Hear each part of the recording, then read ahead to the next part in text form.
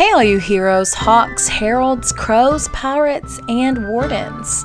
Welcome to the Dragon Age Lorecast, where we unpack, discuss, and galaxy brain about all the lore behind the Dragon Age series. We are so excited to bring you this podcast. Every episode, we'll be talking about a different topic in the Dragon Age universe. From character deep dives to exalted marches and elven gods, we will cover it all. There will be spoilers.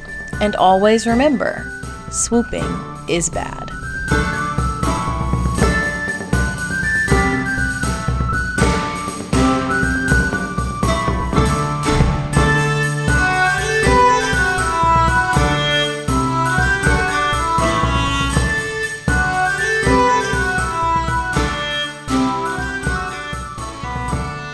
Hello and welcome to the Dragon Age Lorecast, where we talk about Dragon Age and its lore. I am one of your hosts, Austin, also known as Teacup. And I'm your other host, Shelby or Shecup.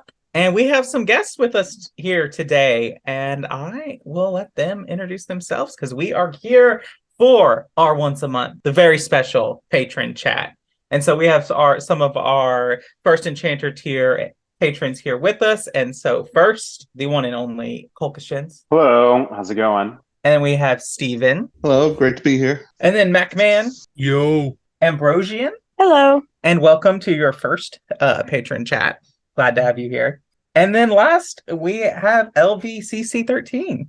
Hello. Finally got it working. Stupid technology hates me today. Well, we're glad you're here. And so we're here to talk about Dragon Age. And we have a very special topic. Shelby, do you want to tell us our topic?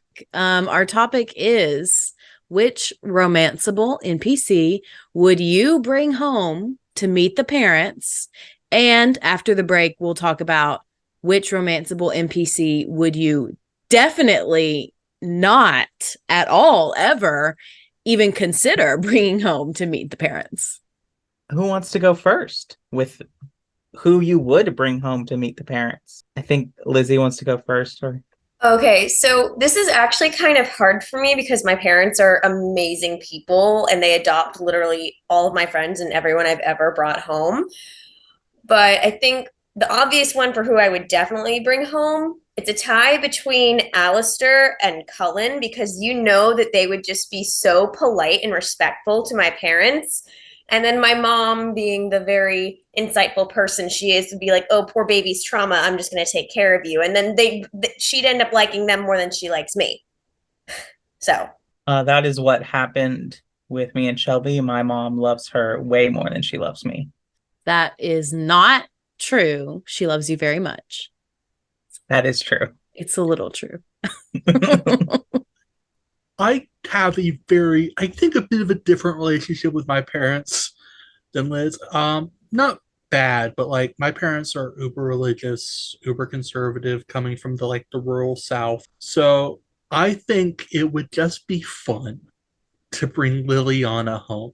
This former nun who's very much part of the LGBTQ community, which we'll see how my dad handles that. But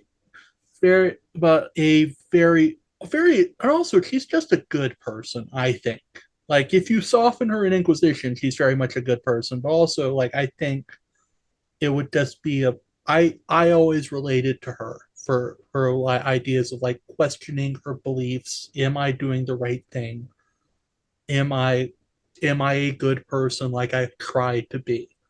And I think she would gel with my parents, but also question them, which I think is also something I'm looking for in a partner, honestly. So I'll go next.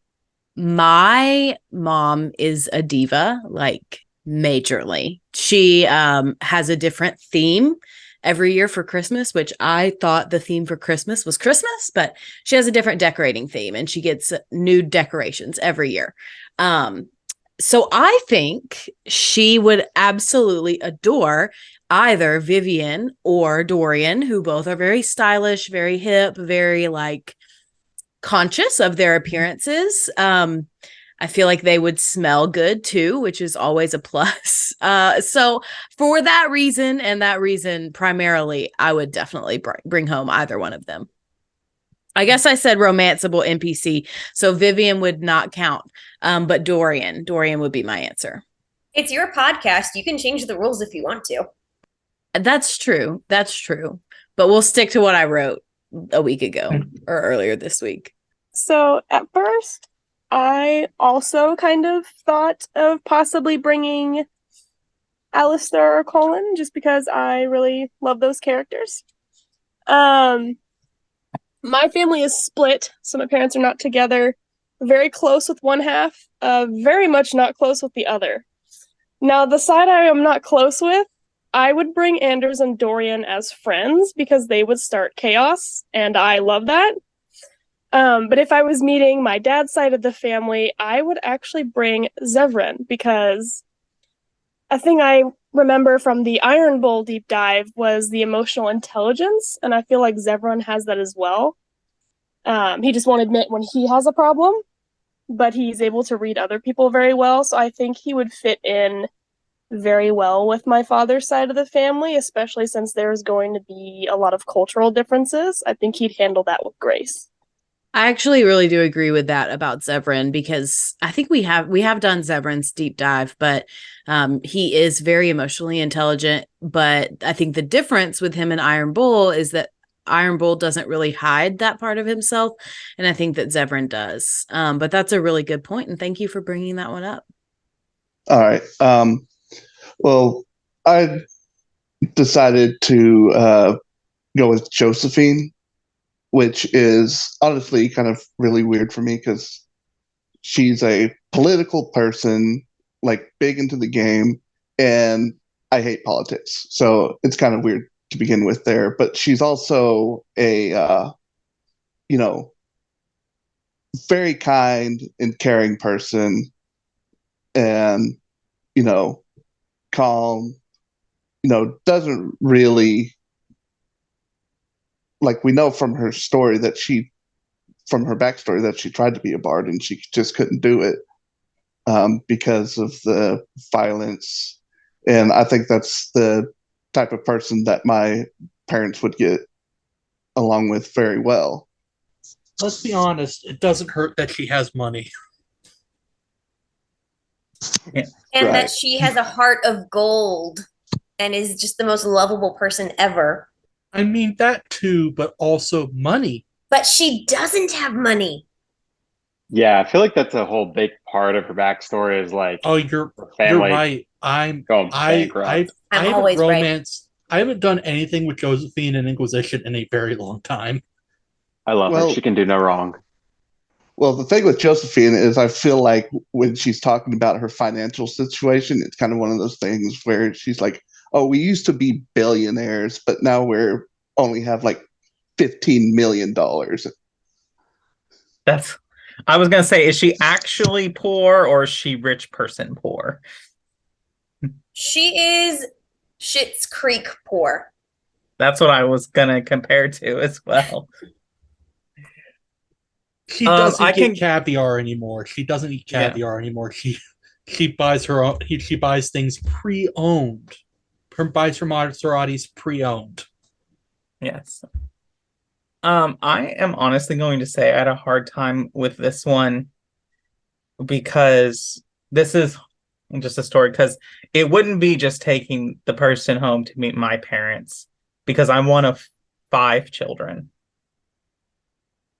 And my family operates as a unit, even though they don't intend to. They just happen to be there. Like, Shelby accidentally met all of my siblings the same day she was supposed to meet my parents, even one that lived in several hours away.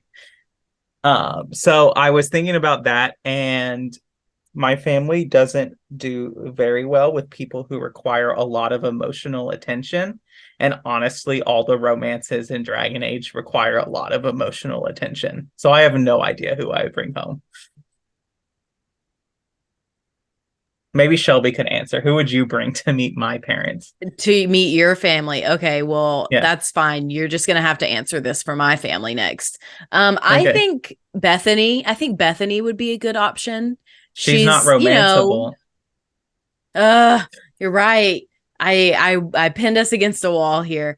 Maybe then I would say Sebastian. He doesn't need a lot of hand holding, but he's very bland. And I feel like he would just sit and like not say anything. If I'm gonna be honest, no one romance from two would want someone you bring home to your family. They're all different types of don't bring home. I disagree That with is that. fair. I honestly think Alistair would get along just fine with my family because he's got the sarcasm and joking thing down, and that is very much how we are. The two, just from Dragon Age 2. Oh, just from two? Yeah, no, don't bring any of those crazy people home. What are you, nuts? I would bring home. I thought real long and hard about it, and honestly, Lizzie, when you mentioned Alistair, I was like, oh my god, could I forget about Alistair? He would be great, but no, I'm bringing home the bull, and honestly, I think my family would love him. Big, tall, strong, emotionally mature, emotionally stable. Even though like he didn't grow up with a family, he would 100% be able to like have picked up on those dynamics ahead of time. Even though he doesn't have a relationship with his parents, I totally believe he would have a relationship with mine. But if I ever had a falling out with my parents, he would also 100% be like, "Fuck those bitches, you don't need them. Just we're good, just the two of us." Um, so That's a sign of a really good partner, honestly. I'm definitely bringing him home. Okay, I have an answer now. I think I would do Liliana, mainly because, at least with my mom and my sisters, they're so all very well read in literature and all that stuff. And I feel like Liliana is also very well read and would be able to have that kind of bonding there, would probably be the closest. But again, like they need a lot of emotional attention. That's fair. You didn't answer my question, Austin. I honestly would bring Dorian to meet your parents because I just feel like, again, like he would pick up on both of our families are sarcastic, but your family is a specific type of sarcastic. And I think Dorian would fit in with that type a little better than anyone else. Yeah, that's fair. That's fair. Like I said, my mother's a diva, so that's all there is to say. Are we ready to go to the mid-break? I think we are. What makes your ram so special? Well, he's always brought the family luck, and his advice helped us make our fortune. Your ram offered advice. How do you get your hair to do that, Dorian? With magic? With proper hygiene and grooming. Maybe all three of you should get acquainted. Kirkwall's not brown enough for me. But hey, no darkspawn. Ferelden wasn't that brown. The dirt and muck gave it character. All right. Well, welcome to the middle of the show where we talk about everything about the podcast, but not the lore of Dragon Age. And it's here where we thank our patrons. Thank you to all of our patrons. A special thank you to our first patrons, Genesis and Lisa M, our Divine Tier patron, Kit, and our very special thank you to our Nug King Lewis H. If you'd like to join us on these chats or just support us in general, you can go to patreon.com/DALorecast and sign up there. And you can get anything from ad-free episodes to coming on the show with us once a month. And you can do that. We greatly appreciate that. If you can't support us financially, we totally get that. Another great way to support us is to leave us ratings and reviews on Apple and Spotify. If you leave us a review with 5 stars and kind words on Apple, or a comment on one of our episodes, we will read it out on a future episode of the show. And I actually don't think we have any to read. I think we are finally caught up on all our Spotify comments. Yes, we are. Yeah, and so that's great. So if you want to leave us some more, we'd greatly appreciate that. We appreciate all the support. You can also come and hang out with us on Discord, on the Cups Podcasting and More Discord server. You can find that link and a link to the Patreon in the episode description. And I think that's all for the middle of the show. All right, let's get back to it.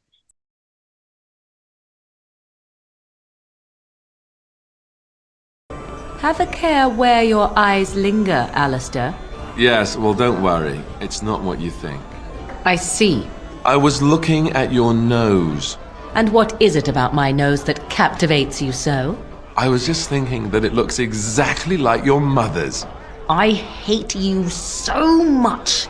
I was one of the crows you hired to kill the Grey Wardens. I thought you looked familiar. Well, I just wanted to report that I failed my mission, Logain. You don't say. I'm terribly broken up over it. Well, thank you kindly for informing me. Oh, you fear barbarians will swoop down upon you. Yes, swooping is bad.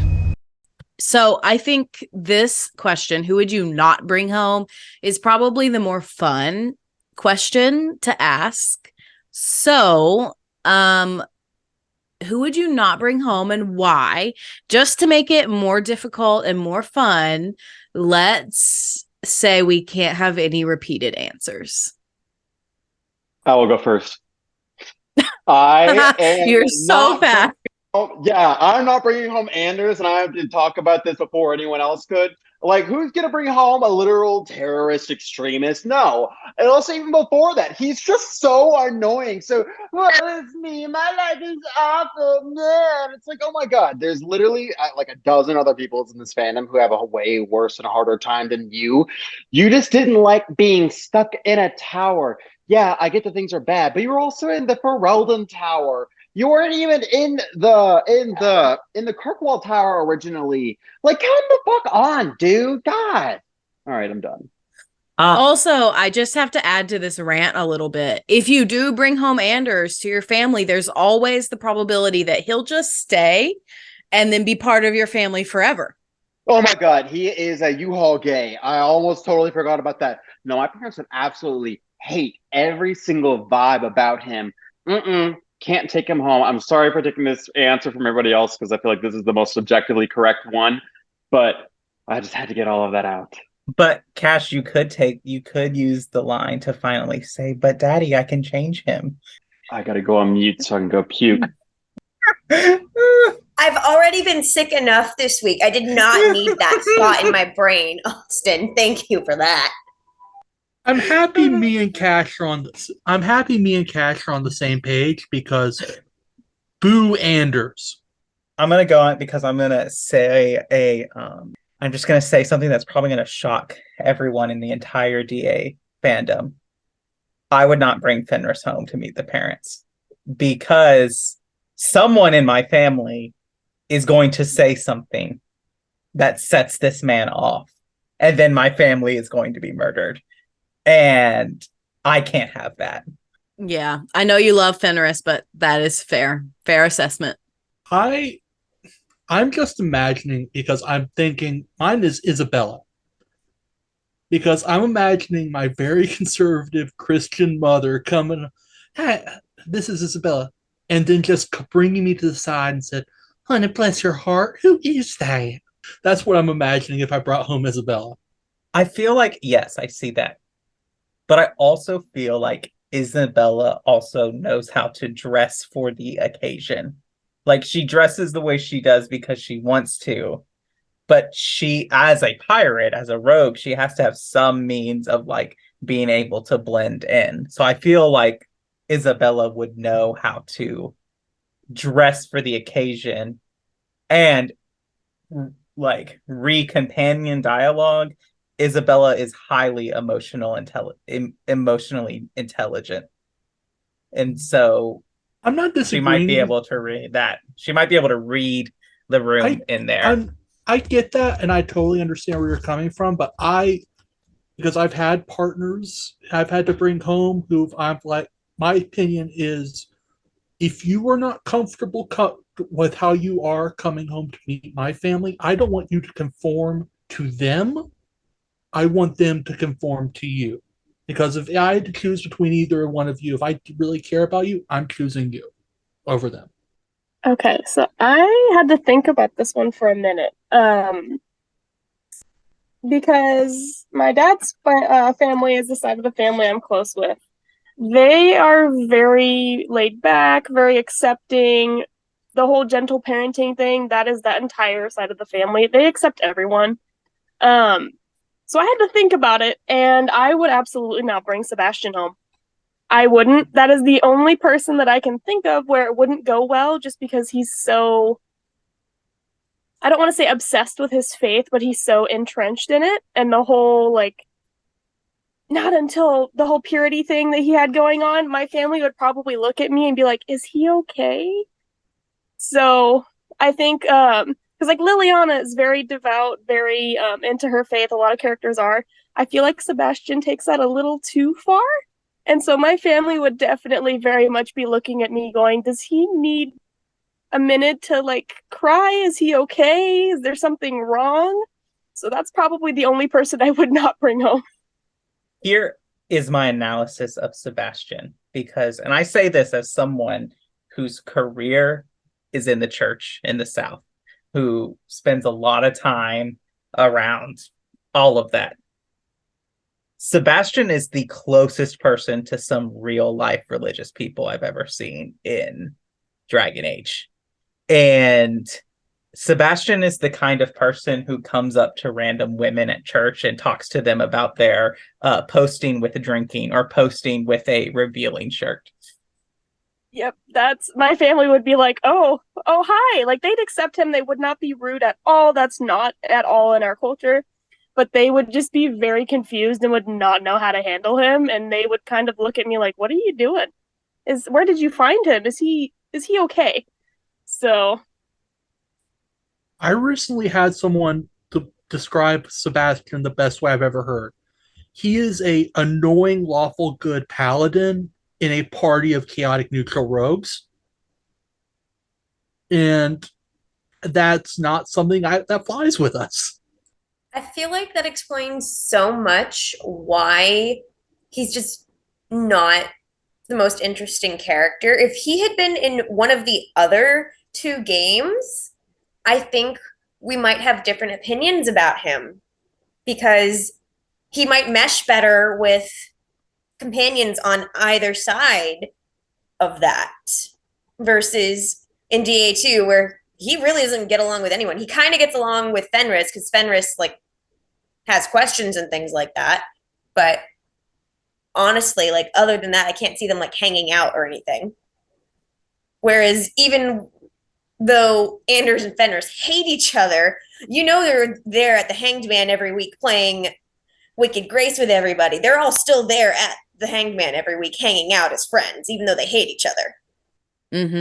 I agree with that. And I think that also this is, again, a failure of writing and really him being a character that came through as a DLC character because he just didn't get, the same amount of time and development that everybody else did.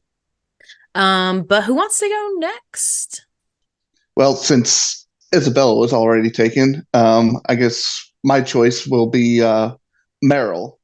And like, even though out of all the people that we have seen in Dragon Age that uses blood magic, she's the most responsible one. There is still that risk that something happens. And not to interrupt, I'm sorry, but she's not the most responsible. She's just not evil. I was about to say, what game are you playing? I think what Steven is trying to say is she's the most responsible we have ever seen with blood magic specifically. Yes, that's what I mean. Morgan gets that prize, not Meryl.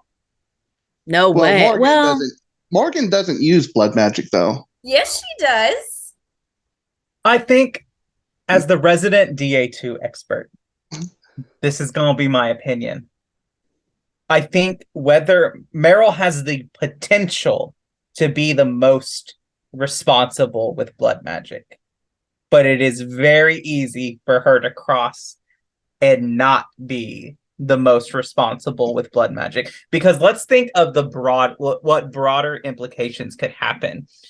If you're not careful with Meryl and you don't choose the right choices with her, her entire clan gets wiped out because of her blood magic choices. Now let's add another layer to here. You now have, if you have a Dalish hero of Ferelden, you now have their clan wiped out by a blood mage, which now would potentially alienate this hero and highly powerful political person of the Grey Wardens against mages in that point. And so it's the kind of my thing about that is like Meryl both at the same time has the potential to be the most responsible with blood magic, but also on the flip side, if wrong choices are made, she could cause a lot of chaos for the world. Sorry, I just want to jump in here super quick to say two super quick things. First, Morgan definitely uses blood magic in the Dark Ritual. Second, I just want to point out that Meryl gets her entire clan killed, and neither my Hawk nor my Herald ever kill their whole village of people with their blood magic. Thanks, bye. You can't use blood magic with the Herald. Yes. Oh, not the Herald. Sorry, my hero. My apologies. Yeah. Well, I think maybe responsible isn't the right word. Most aware of the risks is probably more accurate to say. But yes, that choice. But also at the same time, I guess I'm going off on a little tangent here. Also at the same time, the clan getting wiped out, you gotta also put some of the blame on her keeper for that too. Meryl isn't fully without blame, but she's not solely to blame. But going back to the parents thing, yes, I don't think it would be a good idea to bring a blood mage home to meet the parents. At least we all agree no one in 2 should be brought home to their parents. They're all the worst choices possible. Fair. They're not the worst choice possible, in my opinion. But we can't romance my Ferric, opinion which makes me sad. True. My opinion is that the worst possible person to bring home to meet the parents, drum roll please, is Ogren. He smells. He's drunk. He probably has vomit in his beard. Not a romance option, though. He's sexist.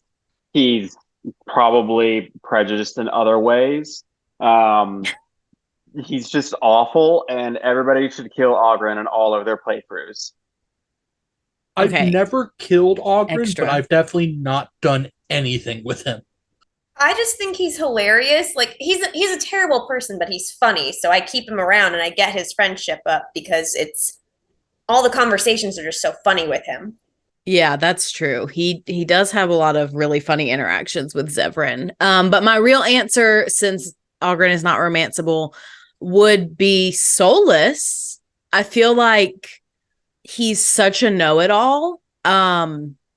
And that would not fit in well with my father and brother at all. Like, no, that not a good situation there. Also, he seeks the end of the world, so there is that little caveat about it. I mean, sure, yeah, but like, my parents don't live in Thedas, so it's fine. That's a good point. For now. I kind of forgot about Solus, but that's a very good point. I wouldn't bring him home either, just because his attitude in general, especially if he got sort of that condescending way that he tends to talk about into the Dalish because of his previous experiences. I agree with you. It's not a good choice. Well, he would probably run out on you before he can meet your parents anyway, so. That's true. He would so get punched in the face by my brother, by my sister, by me. That is a very true statement. And Shelby, I'm just going to say that I would have sold tickets, would have like recorded and streamed to the world to watch Soulless meet your grandfather? Solus would no longer exist. That is would true. be funny.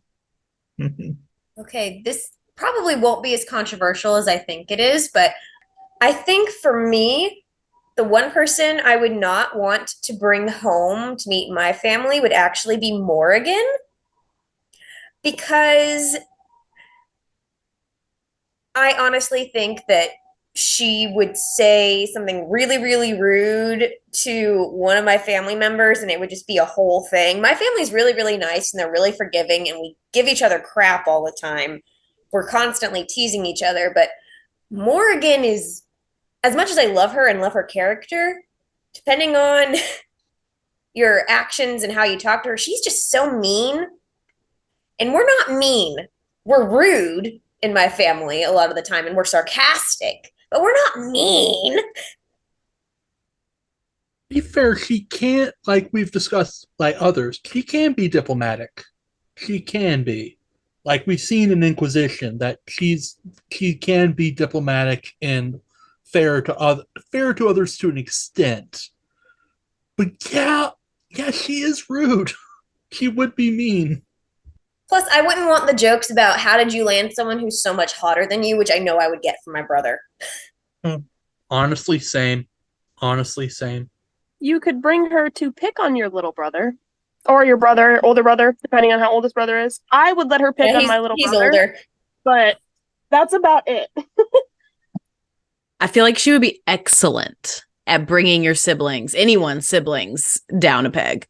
That's true. I might need to change my answer. Although I will say I love that none of us have mentioned who we all talked about in the patron chat before this.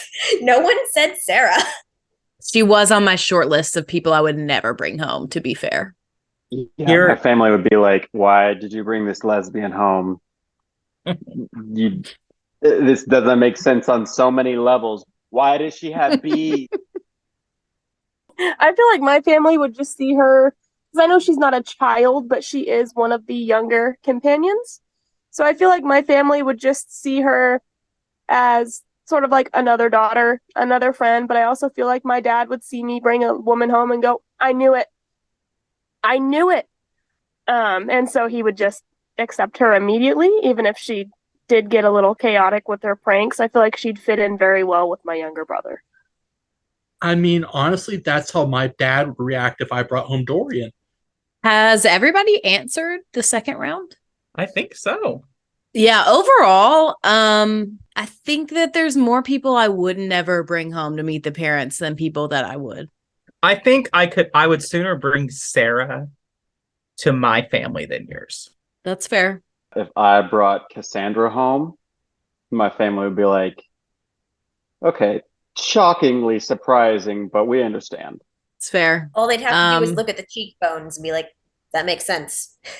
I was just gonna say, I was going for personality, like, oh, I could see how this is compatible with you.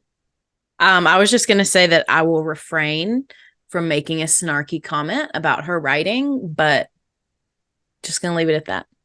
We've all listened to the episode. We know. I know. I don't need to repeat myself 18,000 times. So I just want to remind everyone of my stance. But if we've all answered, if anybody wants to share any final thoughts about anything we've talked about today, we can. Or Austin, if you want to go through everybody giving a chance to plug anything they have going on, we can do that. Yeah, so let's go ahead and do that. We'll start again with Kolkashins. Hello, goodbye. Everybody should join the Discord because it is one of the best places on the internet, and everybody should join the Patreon so you can come and hang out with me and everybody else, but most especially me. Thanks. Yeah, and then we'll go with Steven next. It was fun being here. Crimson Knight on Discord. Yeah, and then MacMan.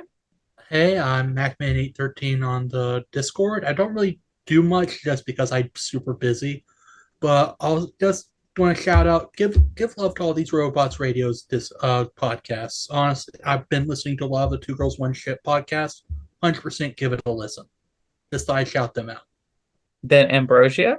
I guess I had fun here. I don't really have any podcasts or anything to shout out, but everyone is welcome to add me on Xbox or any other socials I have listed. Yeah, awesome. And then LVCC 13. I am LVCC 13, and normally I am on Twitch, but I'm kind of mad at them right now and super busy. So right now, best way to see what I've got going on is just on Discord. Definitely join the Cups Discord. It's so much fun. It is mayhem, and we love it. Yes. All right. Well, thank you all for being here. We greatly appreciate our support. A special thank you to our Nud King patron, Lewis H. And a special thank you to all of you who listen to the Dragon Age Lorecast. Thanks for listening, and we will see you next week.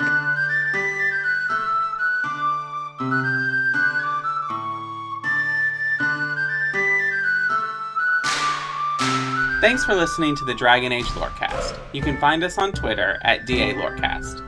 If you have any lore questions, topics to unpack, or side character suggestions, join our Cups Podcasting and More Discord server. It's easily the best place on the internet. You can also support us financially through our Patreon. You can find us there on patreon.com/DragonAgeLorecast. The Dragon Age Lorecast is part of the Robots Radio Network. For more information about the Robots Radio Network, join the Discord server via the link in our episode description. If you enjoyed the show or learned something new today, please subscribe, leave us a review, and join the Patreon.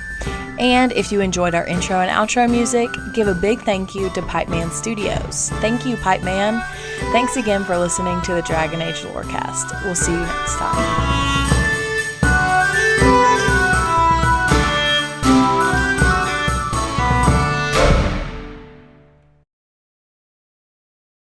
How well do you know your video game lovers? Have you ever wondered how your video game bays stack up against all the other delectable digital dates? I'm Genesis, the girl whose motto in life is love, laugh, tequila. And on Two Girls, One Ship, we analyze, rate, and review all that the world of video game romances has to offer. And I'm Vervada, the hopeless romantic cat lady and lifelong gamer. But you should know that our podcast centers on character and romance analysis and doesn't shy away from exploring the fun of physical connection. Or from the deep emotional connections built between two characters, using specific in-game dialogue and the overall narrative journey. So join the Two Girls, One Ship shipsters, and remember, beauty is in the eye of the controller.